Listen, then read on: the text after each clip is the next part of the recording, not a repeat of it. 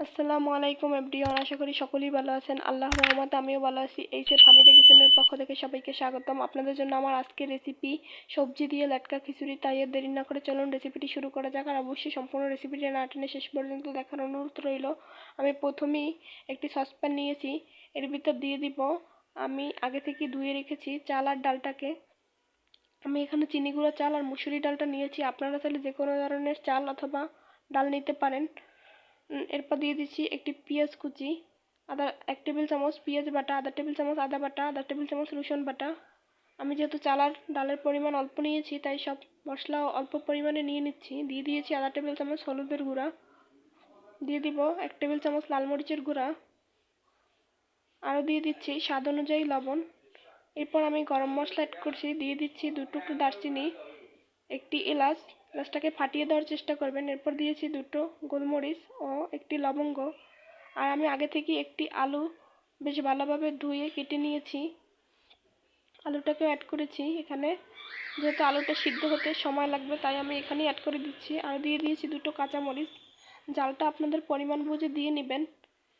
আমি কিন্তু অল্প পরিমাণ চাল ডাল নিয়েছি তাই সব মশলা অল্প পরিমাণে নিয়েছি। কেউ যদি চাল ডালের পরিমাণ বাড়িয়ে নেন অবশ্যই সব মশলাগুলো বাড়িয়ে দিবেন। এরপর রান্নার রেগুলার তেল দিয়ে বেশ ভালোভাবে মাখিয়ে নিচ্ছি।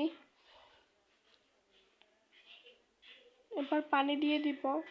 আমি কিন্তু এটাকে বেশি পাতলা রাখবো না, আমি তাই বলেছি কিন্তু লাটকা খিচুড়ি। আমি অন্য কোনো দিন আপনাদের সাথে অন্য কোনো ভিডিওর মাঝে অবশ্যই পাতলা খিচুড়ির রেসিপিটিও শেয়ার করব। সবাই আমার চ্যানেলটিকে সাবস্ক্রাইব করে আমার সাথে থাকবেন। আমি চুলোতে বসিয়ে দিয়েছি, ঢাকনার সাহায্যে ঢেকে দিয়েছি। আমি এখানে কিছুক্ষণ পর সবজি অ্যাড করব। আমি এখানে টমেটো দিয়ে দিচ্ছি, একটু ফুটে আসলে অ্যাড করবেন কারণ সবজি সিদ্ধ হতে কিন্তু বেশি একটা সময় লাগে না। আমি এখানে একটি টমেটো অ্যাড করেছি। এরপর দিয়ে দিচ্ছি কিছু ফুলকপির ডগা। আমি যেহেতু চাল আর ডালের পরিমাণ অল্প নিয়েছি তাই সবজি অল্প নিচ্ছি। আপনারা চাইলে যে কোনো ধরনের সবজি দিতে পারেন। আমার হাতের কাছে যে সবজিগুলো ছিল আমি দেওয়ার চেষ্টা করেছি। আপনারা চাইলে সিম, লাউ অথবা গাজর দিতে পারেন। এরকম অনেক সবজি আছে এই শীতে, আর এই শীতে কিন্তু এই রেসিপিটি অসাধারণ হবে যে কোনো ভর্তার সাথে খেতে।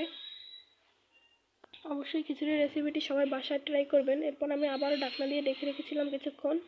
এবার দেখুন আমার পানিটা কিন্তু টেনে এসেছে। এ পর্যায়ে আমি নাড়াচাড়া করে নিচ্ছি বেশ ভালোভাবে।